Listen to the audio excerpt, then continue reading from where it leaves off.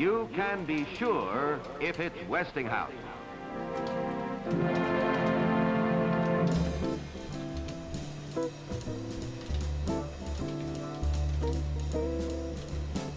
George Westinghouse changed the face of the world with his inventions, patents, business sense, and personality. Not a day goes by that we don't use something pioneered by George Westinghouse. He is the forgotten role model that our country needs today to teach future generations of Americans that hard work and kindness pay off. George Westinghouse was one of the most successful men in the world, a respected engineer, inventor, and America's greatest industrialist. He was a pioneer of the Industrial Revolution and played a leading role in turning the United States from a young agrarian society into a modern economic powerhouse. The name Westinghouse has been a household name the world over for more than 100 years because of one man, his love of machines, and his desire to make the world a better place.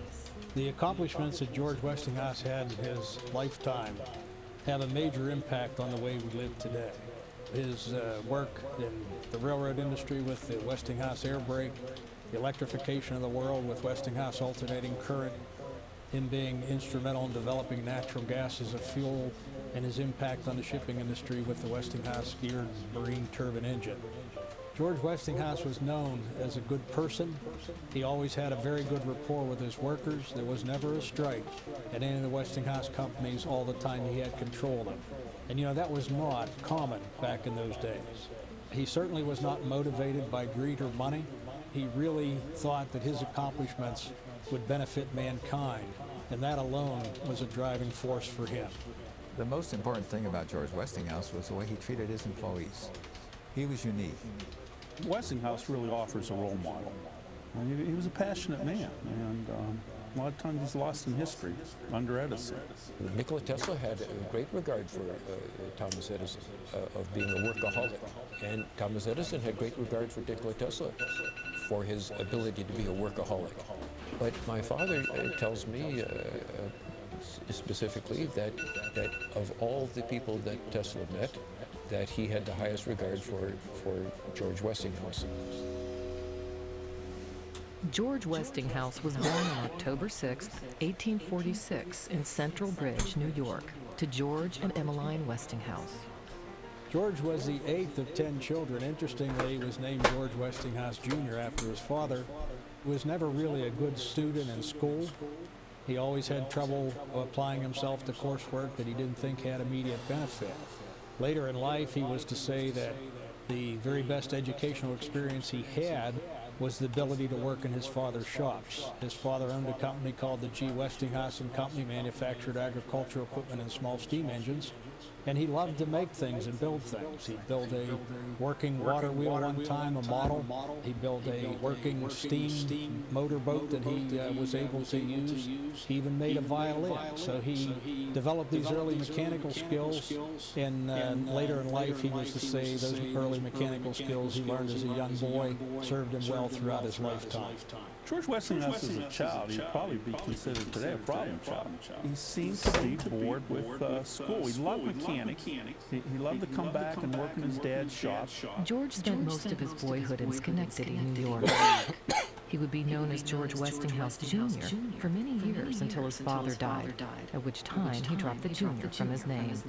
Interestingly, everything that is written indicates that George Westinghouse did not get a lot of encouragement from his father, but he did get quite a bit of encouragement from his mother. The local minister encouraged him quite a bit, and we know that one foreman in his father's shops really provided George Westinghouse with a great bit of encouragement. He set aside an area in the factory for him to work. He showed him how to use the various machines and materials to make items. Obviously, this had a major impact on George Westinghouse throughout his lifetime. It was recorded that he always felt more comfortable in his father's shops than he did at school. In 1860, at 13 years of age, George began to work there for 50 cents a day. Even as a boy, it was clear that he possessed a unique talent for understanding and working with machines. Yeah, one story about George Westinghouse as a young boy was that he was in a scouting group that was planning to take a hike One afternoon, his father had given him a chore to cut some pipe, and that chore was certainly going to take longer than that day. However, George rigged up a machine with a saw blade, and he was able to cut all that pipe in a half a day, and he was able to go on the hike. From what was documented, it was said that George Westinghouse Sr. was not at all happy, even though George Westinghouse was able to accomplish the task in a very short period of time. He wasn't happy that what had motivated him to do that. The American Civil War broke out in April of 1861 when George was 15. He desperately wanted to serve his country, but was prevented by his father to do so. He said that George would be allowed to enlist at the legal age of 17, but prayed the war would not last that long. The Civil War raged far longer than anyone had expected, and by 1863, the carnage was staggering after battles like Antietam and Gettysburg. It was clear then that the war was not the romantic adventure it was once thought to be.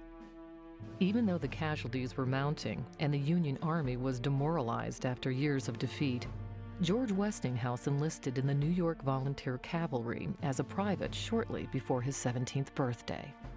The next year, he passed a special mechanical examination to become an officer in the U.S. Navy. His military service made a huge impact. Later in life, he said, "My earliest, greatest capital was the experience and skill acquired from the opportunity given me when I was young to work with all kinds of machinery, coupled later with lessons in the discipline to which a soldier is required to submit, and the acquirement of a spirit of readiness to carry out the instructions of superiors." George's older brothers, John and Albert, served in the military as well. Albert was captured at the Battle of Gaines' Mill and confined to Libby Prison for a short while. After being exchanged and released, he was killed in 1864, leading a cavalry charge. I'm convinced that his father thought his brother was the one that was going to be successful in life and spent a lot of time with his older brother. And quite frankly, for everything I've read, I don't think his father ever thought George Westinghouse was going to amount to anything. The war ended in 1865. Although more than 600,000 American lives had been lost, life began to return to normal. The 18-year-old George Westinghouse Jr. was mustered out of service and enrolled at Union College in New York. He quickly became bored. It was recorded that the president of the college said to him, "You're wasting your time here. A classical course is nothing for you. You have a genius for invention. Cultivate it, and you will become a great engineer." He left school after 2 months and returned to his father's shop. At that time, the country was in a rapid state of change. For a man full of ideas, there was much to do. It was an excellent time for an inventor or an industrialist like Westinghouse to come onto the scene. Lots of people came onto the scene at that time, obviously. And even the Carnegies and so forth. A lot of what we call today the robber barons were just starting out in that time frame. And we had an economic boom going. There was a residual of the war. And it was a great time. Investment money was there. People were moving forward. Industries were cranked up. It was a time of expansion.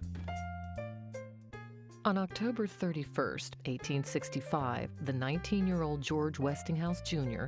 was awarded his first patent for a rotary steam engine. He started working on that patent at the age of 15. It was granted to him at the age of 19.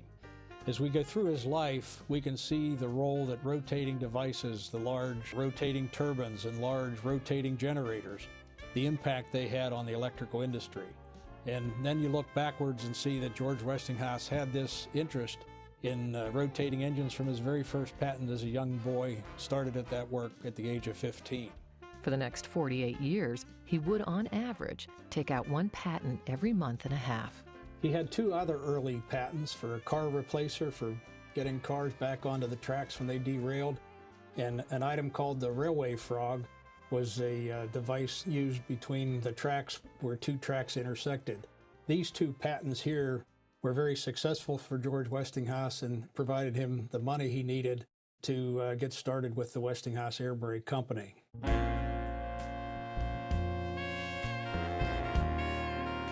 He planned to have his car replacer and railway frog manufactured in New Jersey, but instead looked west to the booming town of Pittsburgh, Pennsylvania.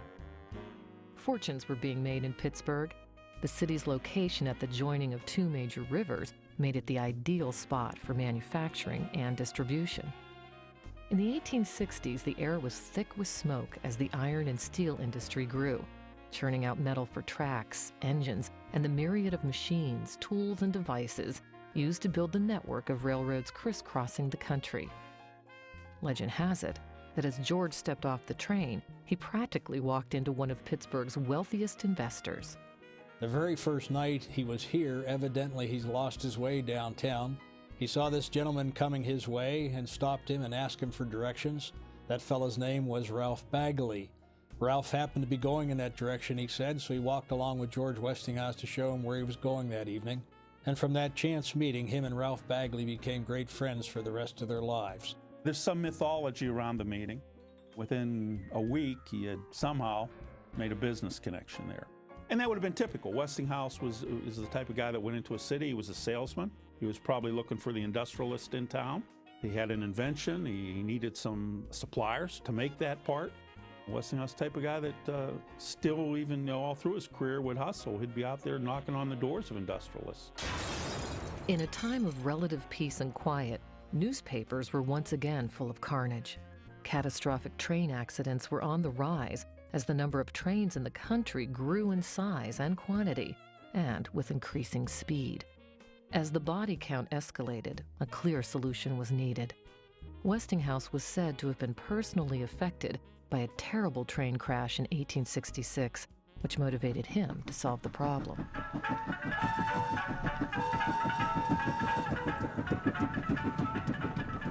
Nearly anyone could make trains bigger and faster, but nobody had devised a working solution to stop them quickly. At that time, stopping a train was a complicated, inefficient ordeal. In those days, for example, on a freight train, the brakeman literally rode on top of the freight cars all day long. When the engineer gave a blast of the whistle to put down the brakes, they'd jump up, turn the wheel on that car, and then run down that car, jump to the next car, run down the car to turn the brakes on the next car, and that again applied the brakes to the wheels. So stopping a train was a very long, jerky kind of a process. And by the way, the brakemen had an extremely dangerous job. Many of them were killed and injured. As you can imagine, the conditions riding on top of those freight cars all day long, rain, snow, whatever. A speeding train could take up to nearly 2 miles to come to a complete stop. Not only were the lives of brakemen at risk when jumping from car to car on a moving train, but anything getting in the way of a roaring locomotive was almost certainly destroyed. Westinghouse felt that if an immediate, powerful application of brakes were available, that these horrible accidents could be avoided. Men had been tinkering with train braking concepts for years. There were other patents dealing with brakes, but George Westinghouse was the only man to put old and new ideas together into a complete, workable combination. In fact, one key ingredient was discovered out of thin air.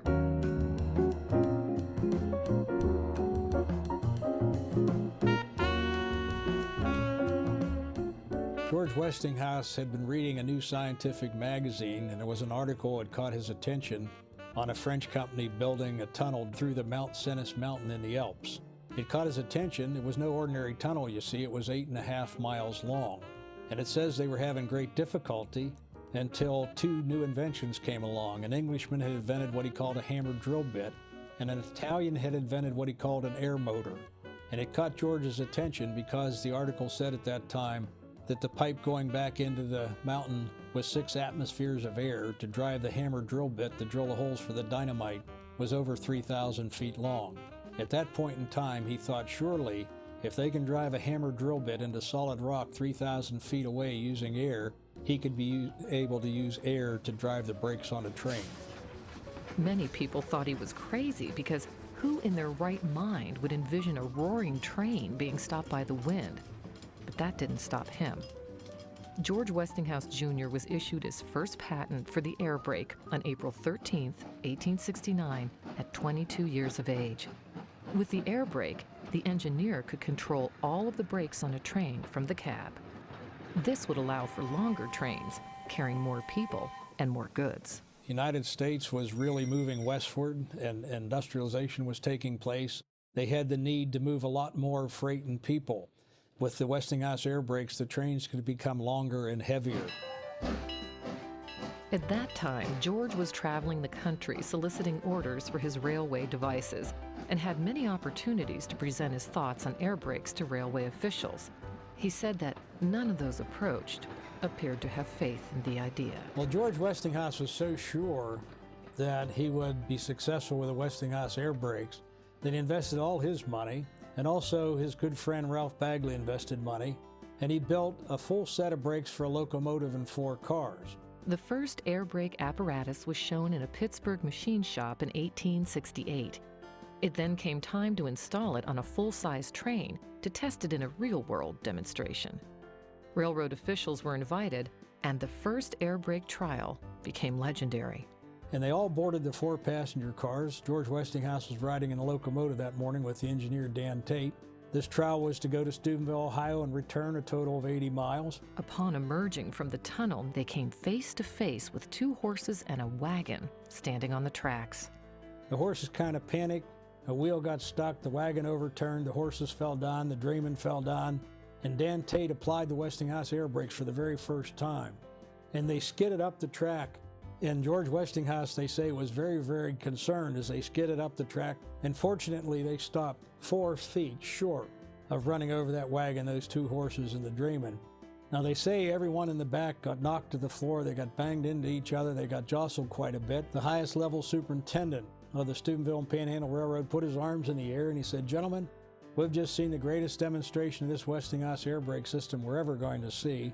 I think we should just back her up to Grants Hill and call it a day." The future of railroading was set in motion over the next several months as more tests were conducted around the country. Railway officials were impressed, resulting in immediate orders of air brake equipment. Westinghouse air brakes suddenly began appearing on passenger trains around the country. I mean, a lot of people in those days, people like Charles Dickens and so forth, they had phobias about train travel in those days because the death rate was so high. You know, the air brake took that phobia away. The Westinghouse Air Brake Company was chartered on September 28, 1869. The new company began churning out parts with an initial workforce of about 100 men.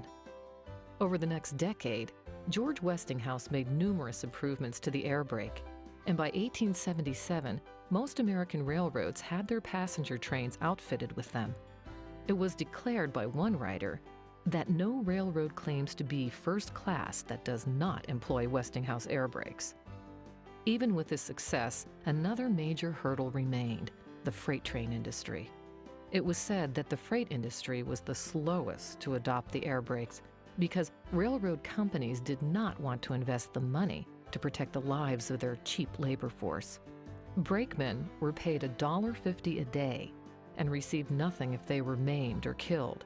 It cost about $50 to install air brakes on a train car. A piece of documentation I came across said in one particular year there were 5,000 brakemen killed or injured in the United States that year. So it was an extremely dangerous job, one of the most dangerous jobs there ever was. This was considered the age when railroad companies could buy senators. The railroad business was profitable, and they intended to keep it that way. I mean, the air brake offered nothing to them profit-wise. The handbrake system seemed to be fine. You know, you lose a few Irishmen, didn't seem to upset them at all. You know, Pennsylvania Railroad had a very good reputation, but some of them did not. And it was documented that in those days, some of the railroads, if a brakeman got killed, they felt no more obligation than to move the body to the side of the track. They balked at it, and just like a lot of companies do today, you know, they had to be dragged in there by the government. They did everything they could to slow that process down. Before any laws could be put in place, standards had to be set so that a car from California would couple with a car from Maine. The Burlington brake trials were organized to set those standards and would prove to be one of the most critical events in the history of the air brake and in the life of George Westinghouse. As Congress in this country got more interested in the problem of railroad safety and the pressure came on to do something about it, these famous trials out in Iowa, came into being, and they were to test a number of different types of brakes at the time. Westinghouse air brake wasn't the only brake out there. The first Westinghouse air brakes were called straight brakes. As the air went back the line, it applied the brakes to the wheels of the train to stop the train. However, if the piping or the coupling let go or broke, you would lose your brakes. To improve upon his original design, he invented the automatic air brake in 1873. So now the air was holding the brakes off the wheels. So when you wanted to apply the brakes, you would simply reduce the pressure to stop the train. The other advantage to that was if the pipe separated or coupling separated or the pipe broke, the train would automatically come to a stop. So it was referred to as the brakes that worked even when they failed. The automatic air brake was powerful, but not fast enough. Initially, as the trials started, Westinghouse had some problems with the air brake. Eventually came up with the triple valve. It allowed a buildup of pressure at the local car. He could release that pressure very quickly versus waiting for the pressure to come down the line from the engine. Fast response was what the triple valve was all about. The master car builders accepted the new Westinghouse air brake.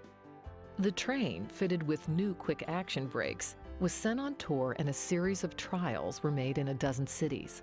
Sales exploded, but Westinghouse didn't stop there. George Westinghouse also had an invention called the friction draft gear, which allowed the trains, when they were starting out and stopping, to cushion the impact between the cars. And this was considered to be a major improvement in the railroad industry. In fact, the president of the Pennsylvania Railroad at the time was quoted that the friction draft gear by Westinghouse was every bit as important as the Westinghouse air brake to the railroad industry. It basically still used to this very day, the friction draft gear. In the 1880s, they finally enacted, late 1880s, they finally enacted several laws that required the use of the air brake. And that certainly was a big boom for George Westinghouse and a success story for him. The booming industrial companies in the United States purchased these inventions as fast as he could produce them, yet George Westinghouse Jr. remained a humble man. It was said that progress was always a great deal more interesting to him than profit. In fact, he would have said that progress is profit. Some railroads were very slow in adopting the air brake. The New York Central, under Commodore Vanderbilt, one of the wealthiest men in the world at the time, was very slow in adopting the Westinghouse air brakes. In fact, the story goes that George Westinghouse was talking to a superintendent at New York Central one time about the air brakes, and he said, "George, as long as I'm living, there'll never be Westinghouse air brakes on the New York Central." Evidently, the story goes, George Westinghouse said to him, "Well, I'm a lot younger than you. I guess I'll just have to outlive you." Now, on the other hand, the New York Central had a great wreck, and there were many people killed in that particular wreck. At that point in time, Commodore Vanderbilt backed down, got a hold of the Westinghouse Air Brake Company to install Westinghouse air brakes on the New York Central. A railroad superintendent once said, if the men who worked the railroads ever chose a patron saint, it would be St. George, in honor of George Westinghouse. Westinghouse was not all work and no play. It was said that he loved the theater, music, and a good, clean joke, although he claimed that solving mechanical problems relaxed him. When not working, he spent most of his time with his biggest supporter and closest friend, his wife, Marguerite. At the time of his very first patents in 1867, even before the air brake, George Westinghouse Jr. met Marguerite Erskine Walker by chance on a railroad train. George Westinghouse met his wife Marguerite on a train ride. He was on the Hudson River Railroad heading towards Schenectady. Now, he was not a smoker, so he passed up some available seats in a smoking car and went on back to another car, and there was an available seat beside a very attractive young woman. And he struck up a conversation with her, and he really liked this young lady. And just before he deboarded, since he was getting off before her, he wrote down the names and addresses of 3 friends of his family so that Marguerite could write to those folks so they could attest to the good character of George Westinghouse. When he returned home, he immediately went to the local minister and friend of the family and had him write a letter to Marguerite, again attesting to the good character of George Westinghouse. Today, we've kind of gotten away from that practice. But he went home that night and told his mother and father that he had met the young lady that day that he was going to marry. And within a year, he and Marguerite were married, and they had a very long and fruitful marriage. He always considered Marguerite to be his very best supporter. She supported his ideas no matter how wild they really were. The two honeymooned at Niagara Falls, a location that would prove to be an important one later in the career of Mr. Westinghouse. They had a happy relationship. It was said when they were on the same continent, they talked every single day over the telephone, and when separated by the Atlantic Ocean, would send a daily cable message. It seems amazing that at first George could not afford to move Marguerite to Pittsburgh. In the early days of the air brake, before it really took off, she lived in Schenectady with his parents. When the money began to flow, he bought her a home in the affluent Homewood district of Pittsburgh in 1871. They added on to the old house, which became a luxurious dwelling, and dubbed it Solitude. A substantial lawn and gardens would grow, along with their substantial fortune. The Westinghouses only had one child, George Westinghouse III. He was born 16 years after they were married. Now, when they were married, George Westinghouse was 20. His wife, Marguerite, was 24, which means then that when she had their only child, she was 40 years old. As George Westinghouse III grew up, he spent a lot of time at their summer home near Lenox, Massachusetts. It became a favorite of Mrs. Westinghouse. In the days before energy conservation, it boasted 1,500 light bulbs and the world's first lighted tennis court. The massive estate even had the world's first private alternating current power plant to supply the electricity. Solitude was equally interesting. When looking at pictures of it, one might notice an object that seems out of place with an opulent estate and gardens, a natural gas derrick. Westinghouse decided to prospect for gas in his own backyard. When Marguerite heard about this, she was thrilled. It was recorded that she said something like, "George, you travel so much, it would be nice to have you working at home for a while." In those days, when they drilled a well, as they drilled the dirt and rock out, they'd strike a match to it, and if it flamed up, they said they had a vein of gas. So at 300 foot, they told him they had a small vein of gas. At 900 feet, they told him they had another small vein of gas. He told them to keep drilling. At 1,500 feet, they hit a huge vein of gas. They immediately threw a match and set it afire. It was over 100 feet high. The flame, the roar could be heard for blocks. For a few days, it became the great event in Pittsburgh. People came from everywhere. They came by street railway. They came by horse and buggy. They walked throngs of people in the neighborhood to see this great fire. It lit the sky for miles around, and he was absolutely delighted, but his neighbors were not.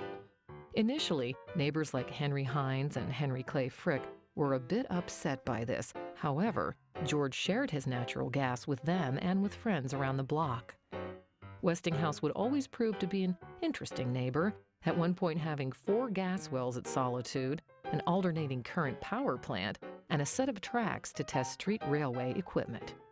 As Marguerite had predicted, George spent time at home with his new toys and his evenings at the well, designing new drilling tools and improvements in gas prospecting. In 1884, he went into the natural gas business. From all this gas that he had, he decided he was going to start a natural gas company. All his existing charters wouldn't allow him to start a utility. So he looked around and found an existing charter in the city of Philadelphia that would allow someone to start a utility. However, that charter was not being used at the time, so he acquired it. He brought that charter to Pittsburgh and started his natural gas company. He never, for whatever reason, changed the name on that charter, and ironically, the name of that company was the Philadelphia Company. So he had this very successful company in Pittsburgh named the Philadelphia Company. Later, a street railway company was added to the Philadelphia Company. When that company was broken up by the Federal Antitrust in 1951, it became Pittsburgh Railways, the largest streetcar company in the city at the time, and it also became Equitable Gas and Duquesne Light, both of those companies existing to this very day. 2 years after he drilled his first well, Westinghouse had over 30 patents in the area of natural gas. He had seen in his trips to England the use of what they had coal gas over there, not natural gas, but they were using coal gas to run a lot of their industry. He saw it as a cleaner, more efficient fuel. Industries adapted to the natural gas right away. It was cheaper, first of all. A lot of steel companies went to it. And then the engineer that he was, and what he had learned from compressed air and air brakes, was where he learned how to transmit gas. Natural gas was dangerous in the early days. Lines frequently broke, and asphyxiation from gas leaks and explosions were common. Its usage was not even metered. Westinghouse worked feverishly to solve these problems and developed escape pipes, meters, and the automatic cutoff regulator.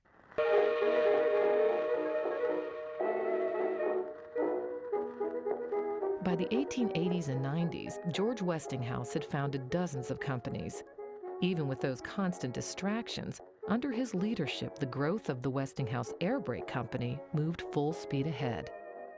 They quickly outgrew their original works in Pittsburgh and moved across the river to a larger building.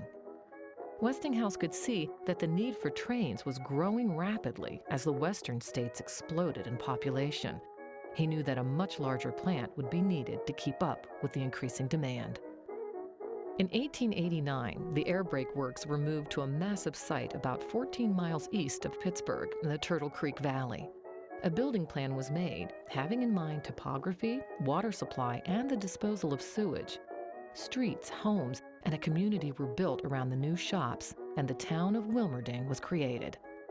In that day and age, many industrial companies kept their workers in barracks and cheap, monotonous row houses. But Westinghouse Air Brake built good homes with gas, water, electricity, and baths. Many of them even had lawns and gardens. They went on to establish lawn and garden contests, and the little town became a place of taste in an otherwise dreary industrial region.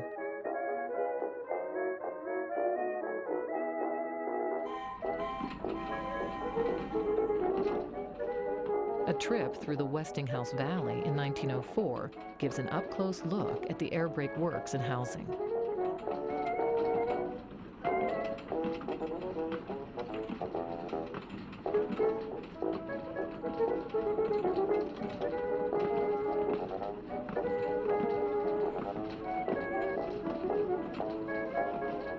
George Westinghouse always thought of safety and sanitation in his shops. They were well ventilated with the best heating and lighting available at the time. A century-old blueprint shows the elaborate sprinkler systems which were installed at the air brake works, which was very uncommon and expensive at that time. A writer said that as one walks about the factory, he often thinks that the men at work are a good deal better off than they are in their own homes. Included in the plant was a small emergency hospital with an operating room and pharmacy, complete with a surgeon and nurse. Both sick and accident benefits were paid to workers years before it was a common practice to do so. The cheapest way to take care of factory injuries was, of course, to prevent them. And at his plants, serious accidents were rare. George Westinghouse felt that tired, miserable workers were not as safe and efficient as well-rested, happy ones. In the days of demanding physical labor in the sweltering heat and discomfort of factory shops, George Westinghouse invented the precursor to the modern-day weekend. As a young man, George Westinghouse was working on a Saturday one time, and he was quoted as having said, "If I ever own my own company, I'm going to give my workers a half holiday on Saturday." Later in life, at the Westinghouse Air Brake Company, he was the first major employer in the country to grant his workers a half holiday on Saturday.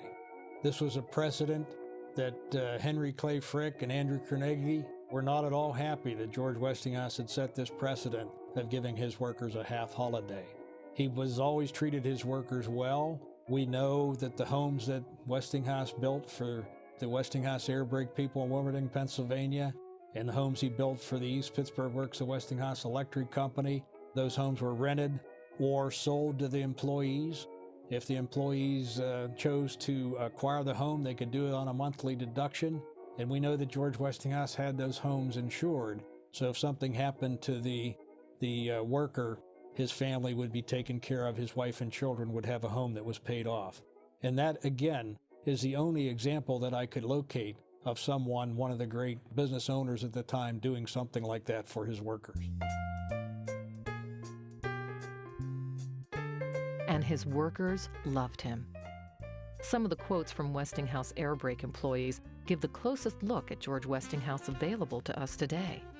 One letter reads, "George Westinghouse stood well over 6 feet tall. When he raised his great right hand, palms towards you and fingers spread a little, and said in a gentle voice with a hint of a smile, but you don't understand. It was quite plain to the dullest mind that the sooner he understood, the better for him. His manner was the same with princes as it was with mechanics. It hurt him to hurt the feelings of another. Westinghouse was known as having an amazing memory, and it was said by company men, "Do not tell the old man anything you do not wish him to remember 10 years from now." It was written that Mr. Westinghouse was an incorrigible optimist. He experimented on a full-size scale and backed the faith that was in him to the limit. He never looked back, was never discouraged, and never had any regrets over past failures. Another said, "George Westinghouse is the embodiment of imagination in breeches, walking about the face of the earth, doing things that change society, just as birds sing." It was unheard of at the time for men of Westinghouse's social standing to have anything to do with the common factory worker. But the former cavalry private didn't see it that way. In 1894, the Civil War Veterans Group of the North, called the Grand Army of the Republic, would hold their 28th National Encampment in Pittsburgh. George Westinghouse, upon finding that out, went to the committee and said, "Listen, I just finished 2 big factory buildings at my new East Pittsburgh Works of Westinghouse Electric Company, and they're completely done, but no equipment has been moved in. What I'd like you to do is bring out workers and convert one of those factory buildings to a great dining hall. I'd like it to be carpeted. I'd like a great staircase to be built and a stage to be built all carpeted. I'd like tables with linen tablecloths and napkins. I would like to host one night during Grand Army Week, as it was called, for the Civil War veterans from the Grand Army of the Republic." He also told him, "And by the way, you wouldn't have to use any of your committee's money. You could send me all the bills. I'd be willing to pay for that." 6,500 Civil War veterans came to that great dinner in East Pittsburgh that evening.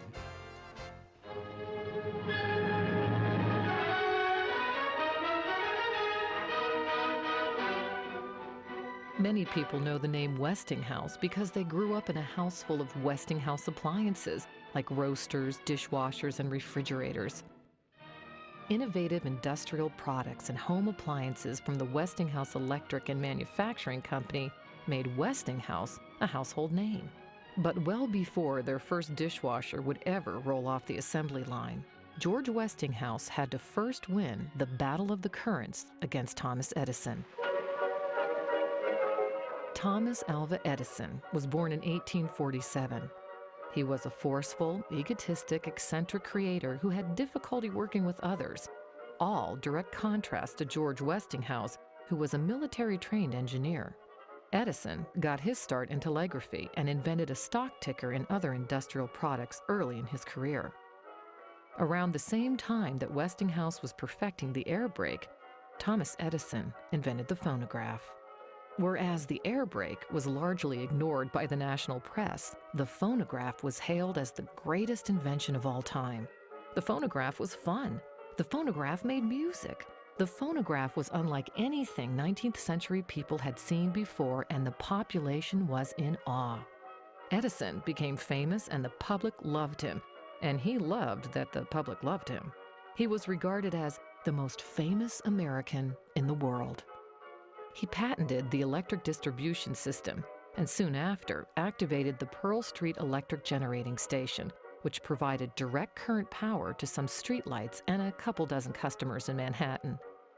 In the early 1880s, America's growing industries were crying for more and more power that was less costly and cumbersome than steam-generated power. The development of electricity was like the rapid development of the automobile, computers, or the internet. Everyone could see that it was useful and amazing, but nobody knew quite how to utilize it or what the standards would be. It could be said that Thomas Edison created the idea of a centrally located power station. The only problem was that the direct current power he was using did not transmit very far. You could only transmit direct current a few thousand yards from a Edison generating station. It was quite obvious to George Westinghouse that direct current was never going to be a national model. It's just a local model. That meant that in order to power a city, he would need power stations every mile or so that were small and practically in their customers' backyards. These facts did not stop Edison from promoting DC power with the theatrics and flair that he was known for. Edison lived in New York City, was politically connected, and loved to put on a good show. He leveraged his fame, his name, and his face to his advantage in business. Direct current power became popular, and Thomas Edison became a leader in the field. I mean, Edison had the market and built the first power station in New York for transmissional lighting. J.P. Morgan actually had the first house that was lit. In contrast, George Westinghouse did not even like to be photographed. Yet the limitations of DC power were very clear to him. He felt that electric power should be generated in one place and be transmitted to users far away.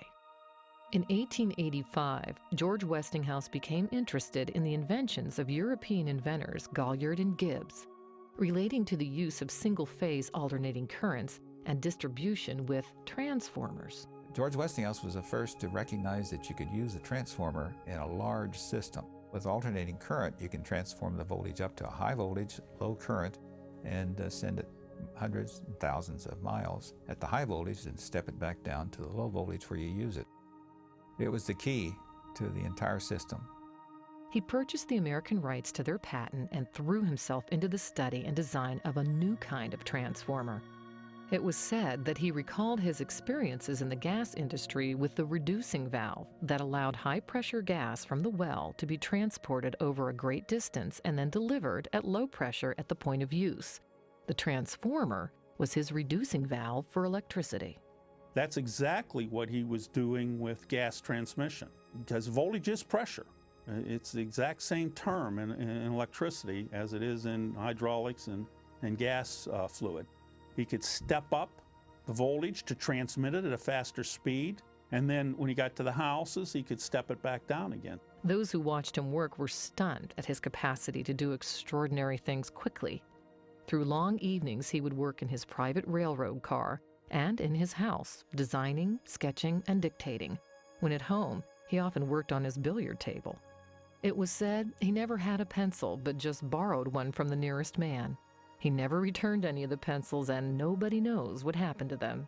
One writer said that his trail through the world was blazed with other men's pencils. He had a unique ability to look at problems and come up with solutions of his own, but he was also willing to take other ideas from other people. If he had to buy ideas or buy patents, he did. In a miraculous 3 weeks, Mr. Westinghouse and his staff redesigned the Galliard and Gibbs transformer. Galliard and Gibbs certainly had the idea correct. It was the mechanical part of actually manufacturing and building these transformers that they came up short. It was a rather crude device when Westinghouse acquired it. The Westinghouse Electric Company was started on March 8, 1886, in the Garrison Alley Works in Pittsburgh. The Garrison Alley operation was really a research operation, a developmental operation. He was working on a number of projects there, including the transformer. He was interested in developing ideas into products and products into companies and companies providing employment. In the beginning, Westinghouse Electric didn't have it easy. Along with research into alternating current, it was about that time that Westinghouse began to seriously compete with Edison in the incandescent lamp business, with a full plant making single-pin lamps, which were a slightly different design than the Edison screw-in bulbs. This was the beginning of the Battle of the Currents, the fierce competition between Westinghouse and Edison for domination in the electrical field would not end for another decade. Interestingly, it resulted in one of the earliest known format wars, between which standard of light bulb and socket would be the dominant one. Customers who chose to go with Westinghouse single-pin sockets could buy this clever adapter to use Edison screw-in bulbs. A few commercial alternating current plants were put into operation over the next few months, but there were still problems. Even though AC power could be generated in large bulk and transmitted many miles away to light cities, there was still no practical AC motor, and thus no practical way to power machines with alternating current.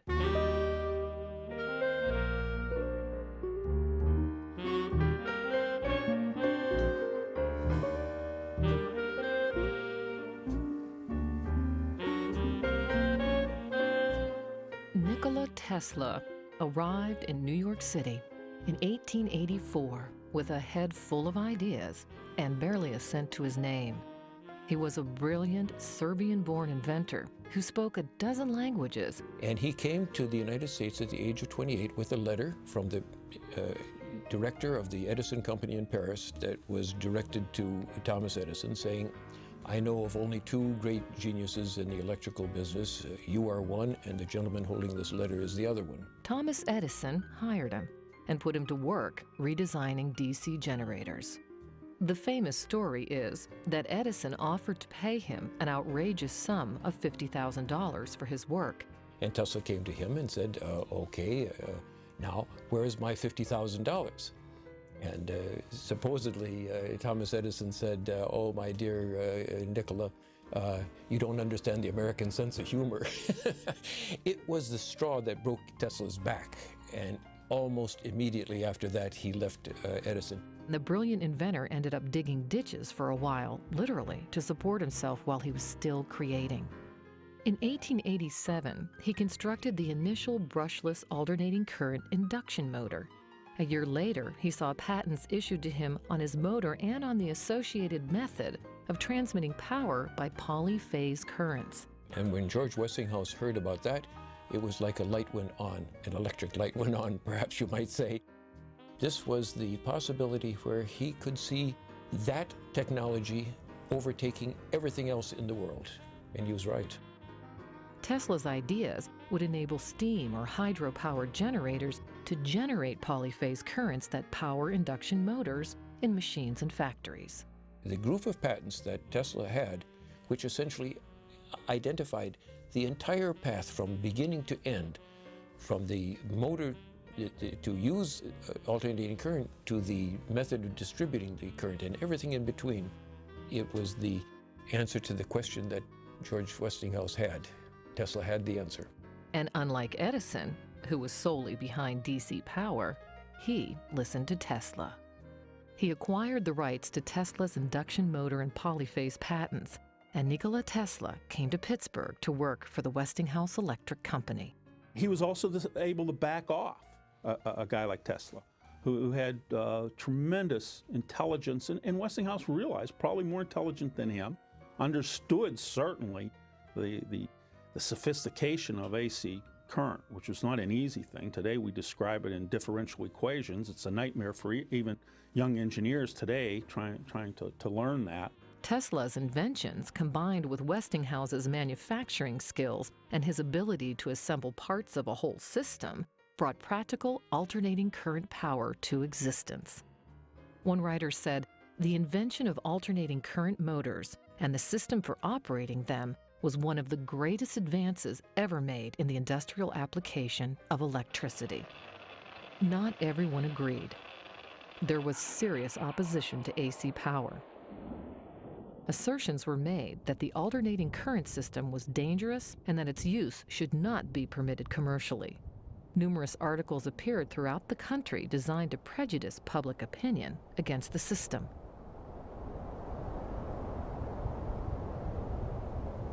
One bitter article from a scientist read, "There is no plea which will justify the use of high alternating current, either in a scientific or commercial sense, and my personal desire would be to prohibit entirely the use of alternating current." If anything was needed to urge Westinghouse to greater effort, this antagonism served the purpose. If we look at a comparison of Thomas Edison and George Westinghouse, we find a number of major differences. They had quite a difference in personalities. An example during the Great Battle of the Currents is Thomas Edison backed the electric chair, not as a humane way to eliminate convicted criminals, but as a way to get a competitive advantage over his competitor George Westinghouse's alternating current. Thomas Edison was trying to discredit Westinghouse's alternating current. He had a campaign to make it look much more dangerous than it really was, although it was dangerous, and obviously this very day we know it could kill people. But George Westinghouse believed electricity was there to benefit mankind and should not be started off by executing condemned criminals. Thomas Edison pushed that in the state of New York and recommended the electric chair as a humane way to execute condemned criminals. And by the way, he said you'd have to use Westinghouse's alternating current. Direct current just wouldn't do it. Now, that wasn't exactly true, but that's the position that he pushed. So George Westinghouse was appalled that Thomas Edison would lower himself to that level of competition. When the electric chair was first proposed, there was no term electrocution in existence at the time. Thomas Edison even lowered himself to the point where he suggested that the term to be used would be called Westinghouse. So you Westinghouse a condemned criminal, later to be called electrocute a condemned criminal. Now, so he'd lower himself pretty low at the point of how he was willing to compete. Edison's connections with the media and politicians worked overtime for him, spinning the evils of alternating current power. It was said that Thomas Edison went so far as to work with a man who electrocuted dogs and cats on stage to give AC power a bad name. Moving footage exists of an elephant being electrocuted in front of a crowd. Although it is claimed to be Edison's work, the film clip is generally accepted not to be part of the battle of the currents. However, it gives an idea of the gruesome, inhumane acts that those men did in order to prove their point about the dangers of alternating current. Westinghouse came in with a system of alternating current that immediately made the Edison direct current equipment obsolete. And since Edison had provided direct current equipment to a lot of small municipal power companies and light companies, they didn't have money, they didn't have any capital, so he had taken paper. He owned large shares in those municipal companies. He knew that if Westinghouse was successful in replacing all of his direct current equipment that was installed, he would be financially hurt. So that's why he was so anxious to do everything he could to make George Westinghouse's alternating current system a bad word. After years of costly research, Westinghouse's big chance to show the complex polyphase system and AC power in action would come during the 1893 World's Fair in Chicago. But Thomas Edison would not make it easy for them. The 1893 Chicago World's Fair, known as the Columbian Exposition, was set to commemorate the 400th anniversary of Columbus discovering the New World. It was to be the biggest, grandest, most spectacular World's Fair ever. It would be quite the party and proved to be an interesting event in the life of George Westinghouse. It would also be ground zero for the Battle of the Currents. On May 23, 1892, as the immense fairgrounds were being constructed on the shore of Lake Michigan, the Westinghouse Electric Company won the lighting contract for the World's Fair. You have to remember how people lived at the time. They lived in darkness. We don't live in darkness at all. Even if you go outside at night, there's light. And whoever wins this bid, if it's going to be Edison or if it's going to be Westinghouse, it's going to mean a great deal because people are going to come to the fair, they're going to see light at night. They're going to be able to extend the day. The story is that the exposition company saved about $500,000 by going with Westinghouse Electric over General Electric. This loss to Westinghouse was unexpected. Thomas Edison had counted on his name and strong patents to guarantee the contract and planned to make a profit at the fair. Westinghouse, on the other hand, would make a risky move by going into it expecting to lose money in order to gain promotion. A gamble that could sink the entire company because of the time and money that went into the polyphase development, leaving the Westinghouse Electric Company in a weakened state to survive the financial crisis of 1893. Edison at the time represented General Electric, but he had already been bought out. And that battle was a vicious one. Westinghouse finally undercut and won it. George Westinghouse told his managers, the work must be done right regardless of cost. He said that any loss could be charged to advertising, and that was the main objective. Hundreds of thousands of people came at night just to see the lighting. And what they do is they go back and they talk about it. The World's Fair was a massive undertaking, but Westinghouse had the courage of his conviction that his men could do it. He closed the contract before even consulting them. Edison was well known for challenging people on patent infringement. And even though Westinghouse had won the World's Fair contract, they were dangerously close to a patent dispute and a massive lawsuit. The Westinghouse alternating current system was going to power the lights of the fair, but the light bulbs that were going to be used were too similar to a patent owned by Edison, the one-piece incandescent light bulb. Some 6 months before the opening, with all of the Westinghouse work already installed, the patent on the Edison incandescent lamp was sustained, and Westinghouse was not permitted to use the light bulbs that he had planned to use. George Westinghouse had a clever way around this problem, though. Years earlier, he had purchased rights to the Sawyer-Man lamp patent and chose to use those lamps instead, and thus originated the famous two-piece Westinghouse stopper lamp, so called because a piece of ground glass held an iron filament fitted into the bulb like a cork. Good business sense said he better have a backup, and that turned out to be the two-piece all-glass Westinghouse stopper lamp that was upheld at the court as an independent patent. Perhaps wasn't as good an incandescent lamp as the Edison lamp at the time, but it was good enough to successfully illuminate the Great Chicago World's Fair in 1893. Westinghouse rushed through extensive new production facilities to finish the bulbs the moment the fair was scheduled to open. The Westinghouse company at that time manufactured 250,000 two-piece all-glass Westinghouse stopper lamps. It was estimated at the time that was 25% of all the incandescent lamps made up to that point in time anywhere in the world. It was a quick and dirty job, and the opening of the fair on May 1st, 1893, was not delayed an hour.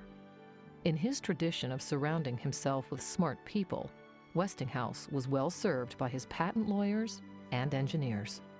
The World's Fair lamps did not last long and had to be changed often. But fair visitors never knew this at the time. All they saw was the beautiful lighting and the name Westinghouse. The fair was a huge success, attracting nearly 28 million visitors in its 6-month run, and the Westinghouse exhibits had prime real estate. Just off the Court of Honor sat the massive electricity building, which was one of the most popular attractions. The Westinghouse Electric and Manufacturing Company occupied a huge chunk of floor space right alongside their rival, General Electric. In Machinery Hall, the Westinghouse Electric Company showed off their complete polyphase system. The generating plant for the World's Fair lighting was the largest alternating current central station then in existence. To further amaze visitors, the complex switchboard used to control all of the machines required only one operator. George Westinghouse attended the fair that summer, but left all the planning and construction of the exhibits to his managers. Mr. E. Keller, the Westinghouse manager of the World's Fair contract, said, "Like most of his helpers, I felt ready to march through fire for him and was amply repaid. Such was the man, Westinghouse." In the end, they even turned a profit of $16,000, not including advertising. I'd like to have been there. That would have been a great experience to have walked through that place, but I understand no one person could see the entire fair during the summer, that there was so much to see. Many believe that the greatest single thing to come out of the Columbian Exposition was not Cracker Jack or the Ferris wheel, but that it finally settled the AC versus DC battle of the currents once and for all. The World's Fair helped Westinghouse win one of the most important contracts in history.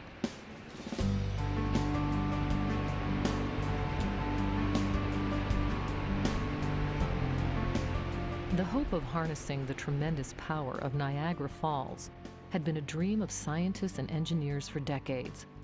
Top minds like Lord Kelvin and Thomas Edison were involved, but by the fall of 1893, the project remained stuck in the mud, suffering from the bitter controversy over whether alternating current or direct current should be used. It was the impressive display of AC power at the World's Fair that gave Westinghouse just the edge he needed, and even skeptics like Lord Kelvin, who was once on the DC side, gave in. People came into the fair remembering the name Edison. They came away thinking Westinghouse.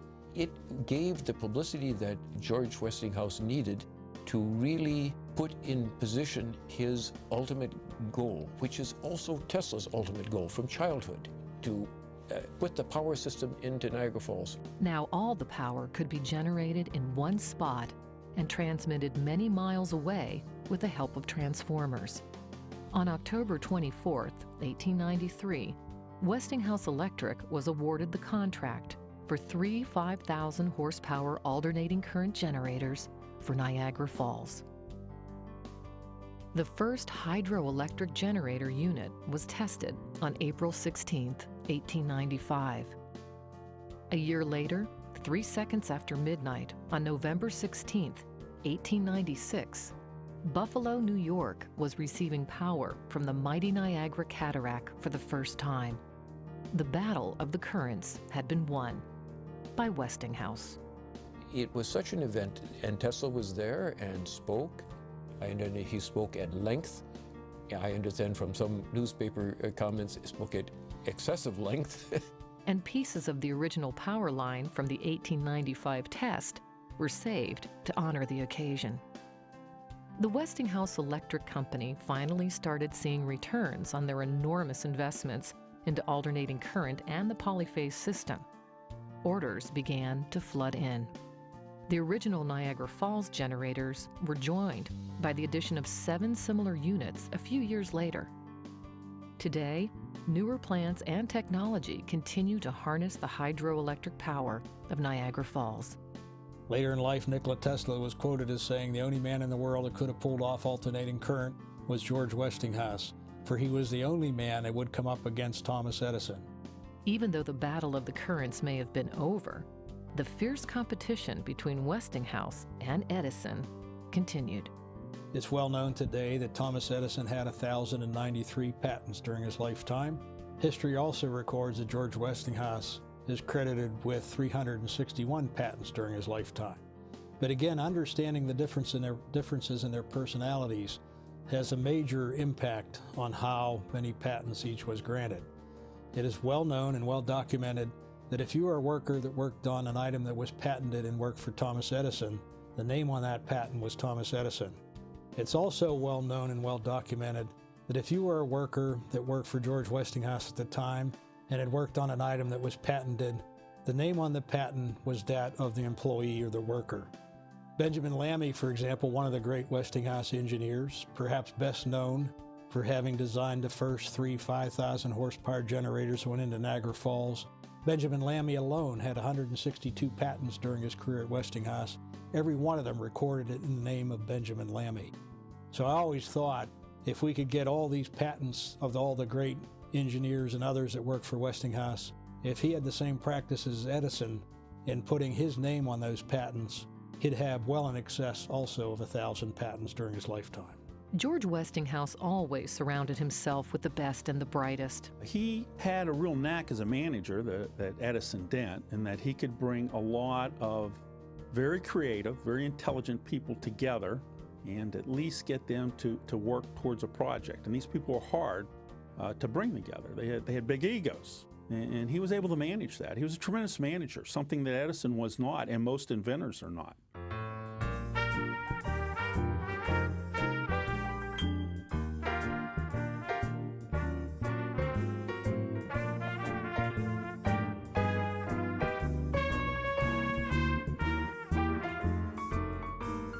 By 1900, George Westinghouse had started or was associated with nearly 40 companies. By 1910, that number would rise close to 60 companies. He was worth many millions of dollars, several times over, although some joke that Marguerite spent it faster than even he could make it. Later in life, George Westinghouse worked on some other ideas that perhaps he's not as well known for today. Westinghouse Electric Company actually went into the production of full-size Westinghouse alternating current electric locomotives in the early part of the 1900s. And this came about in part because the East Coast of the United States, the New York City area, for example, considered steam locomotives too dirty and also too unsafe. There had been a great wreck in New York when an engineer on a steam locomotive failed to see the signals because of the smoke from the locomotive. So the East Coast of the United States electrified their railroads, Taking advantage of that opportunity, Westinghouse Electric manufactured full-size electric alternating current locomotives at the East Pittsburgh Works of Westinghouse Electric here in Pennsylvania. On May 16, 1905, he made history by combining two of his passions, transportation and alternating current electricity, where his electric train was matched against a steam locomotive of similar size. As he stands front and center, his smile is no doubt covered by his trademark mustache. That day, his electric locomotive proved superiority in handling a train of 50 steel gondolas, opening up the future of new electric railroad innovations for the Westinghouse Electric Company. Westinghouse made tremendous advances in the areas of railroad signaling and interlocking. The Union Switch and Signal Company, regarded as one of his least glamorous but most important companies, was founded in 1881. A lot of people remember the air brake. They don't remember all the work that Westinghouse did with switching and signaling. You had trains on the same track. They had to pick up signals. They had to make switches. The tracks had to be manually switched a lot of times so the trains wouldn't collide. Signals tell a train when to reduce speed, when to stop, and when to start, when to proceed under control, and when to go ahead at full speed. The railroads weren't too interested in it. It was a safety issue, you know, they weren't really, just like the brakes, they didn't come on stream with that. It wasn't, you know, Westinghouse sort of pushed that. He saw a need. Interlocking provided control and operation of switches and signals so that they moved in certain sequences. It was said that if a man were blindfolded and pulled levers at random, he could stop traffic, but he could not produce a collision. So they were using air to switch tracks, was new at the time. They were also using electric current down the railroad track so they could tell where the trains were without having an observer in a tower, which had a major impact on the ability to move lots of trains through heavy traffic areas. So those two items alone had a major impact on the railroad industry. Another of his lesser-known inventions was the steam heater, which used steam from the locomotive to warm train cars in the dead of winter. Later in life, George Westinghouse also worked on a marine turbine engine for the shipping industry. What you have in steam engines in shipping is steam engines turn a shaft very quickly. The reduction gear allowed that fast turning to move down to slow turning with a lot of torque so it could drive through the water. So the reduction gear allowed for very efficient steam power of ships. George Westinghouse was involved with industries related to the newest mechanical marvel of the 20th century, the automobile. He was influenced by a device his chauffeur in Lenox used to reduce road shocks in his car. Westinghouse noted that it needs changing to make it successful, and a year later saw the first set of Westinghouse air springs installed on one of his vehicles. It was recorded that he said, "They make a wonderful difference in the riding qualities of the car." He came up with the idea of using air for shock absorbers on a car. So, for example, he owned automobiles, and obviously the roads were kind of rough and the ride was kind of rough. So he, in effect, invented the shock absorber as we know it today. George Westinghouse was always working for ideals. He was always trying to produce a perfect product, and commercial success was bound to follow, and so was the prosperity of his employees. But not everything that he touched turned to gold. Like all great inventors, George Westinghouse did have some failures. I wouldn't necessarily say they were major failures. His rotary steam engine, his very first patent, for example, he was never able to make it a commercial success. And yet that idea of a rotating engine stayed with him throughout his lifetime.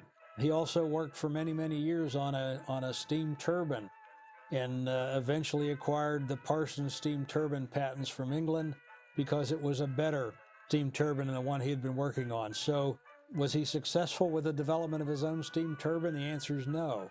But on long term, all the experience that he gained from having worked on his own Westinghouse steam turbine, they reduced the size of that engine by 2/3 in keeping the same power output. And also you could set them up anywhere. You didn't need a Niagara Falls in your backyard. This allowed for electrical generation across the country. This is where Westinghouse was brilliant.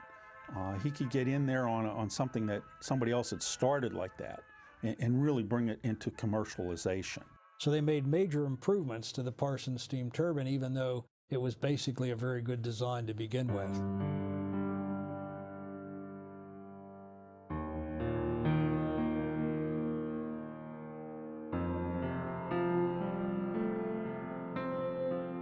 George Westinghouse showed faith in his enterprises by investing his own money in them.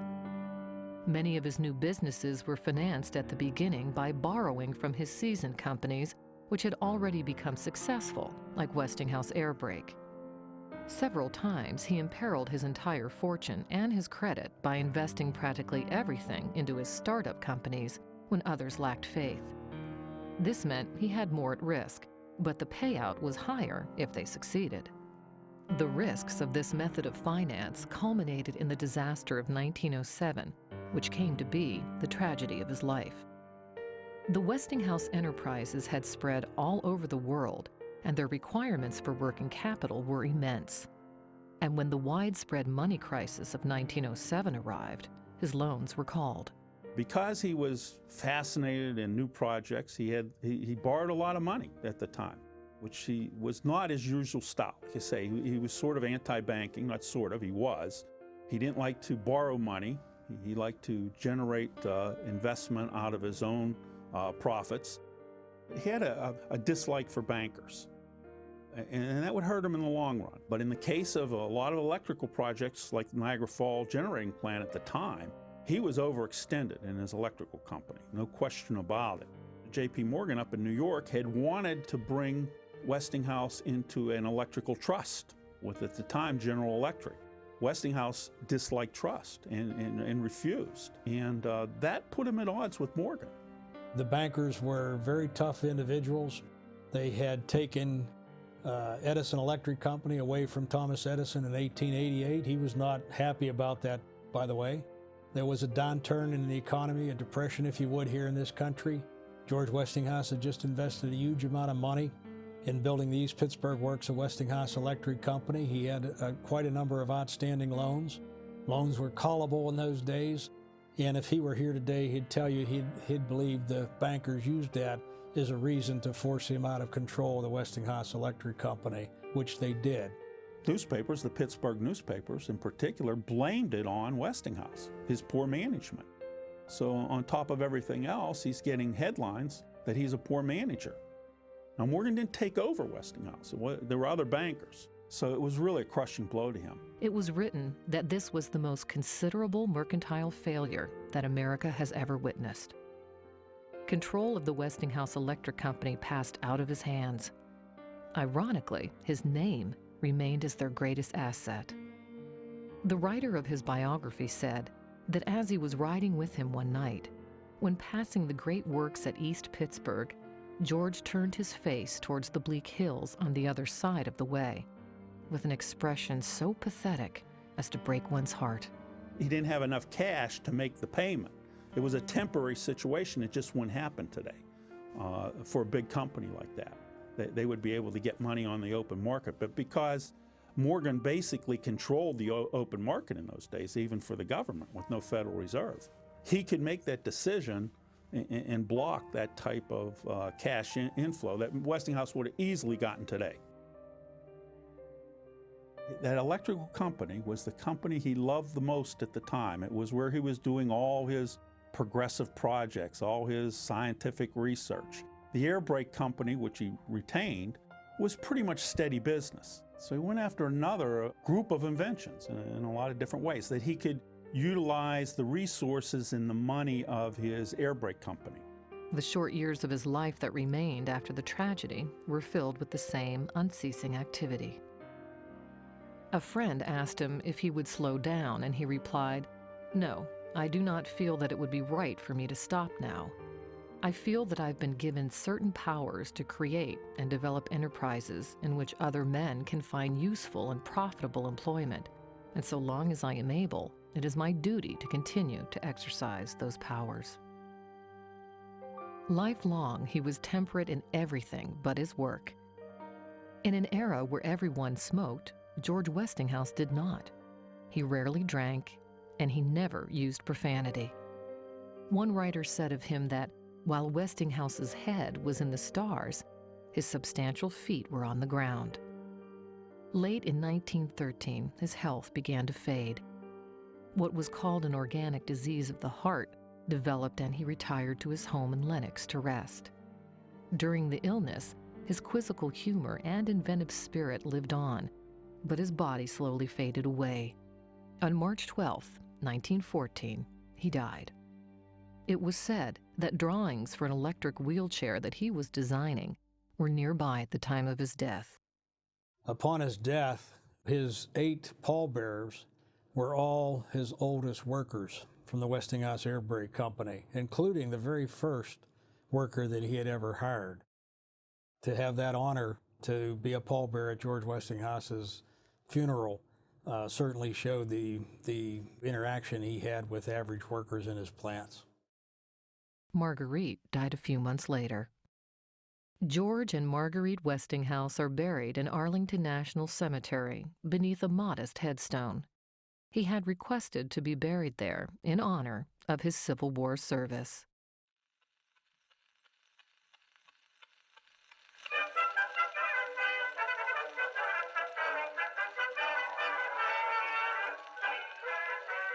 The world and the Westinghouse companies continued on. Yo, what's after his good? death. So like His brother basically became the big up to president my of boy Westinghouse Neiman Air for Brake, shouting. which continued its operations and growth.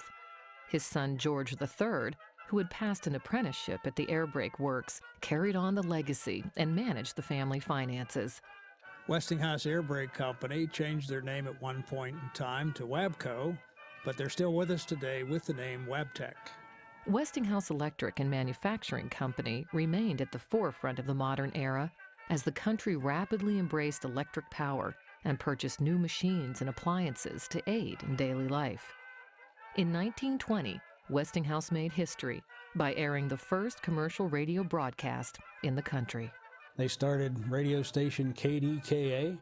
The first transmittal on that radio station was done in November 1920 from atop the K building at the East Pittsburgh Works of Westinghouse Electric and Manufacturing Company, as it was called at the time. They broadcast the presidential election returns that year, and that was the very successful first commercial radio broadcast in the United States. KDKA went on to become a very successful company.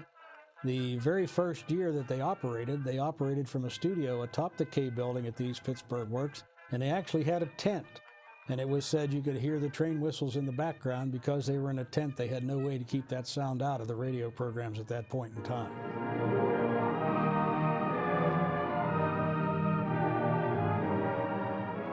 Say, what fair's this? It's the Westinghouse Freedom Fair. You'll find it in every Westinghouse dealer store in every town in the United States. So go to the fair at your dealers. See these 7 great Westinghouse appliances and learn how they bring you hours of freedom from drudgery every day. For instance, here's freedom from all the nuisance and mess of defrosting. For decades, Westinghouse Electric and Manufacturing Company appliances were considered to be the leaders in their field, well-built, well-engineered, and fashionably styled. Their ads ran everywhere and influenced American pop art and pop culture for generations. Oh, and that reminds me, when you cook the Westinghouse Electric way, you're free from an overheated kitchen. And you're free, too, from all the grease and grime that forms on walls and curtains from other kinds of cooking. Westinghouse advertisements from the early 20th century show just how happy the American housewife was with a kitchen full of Westinghouse electric appliances.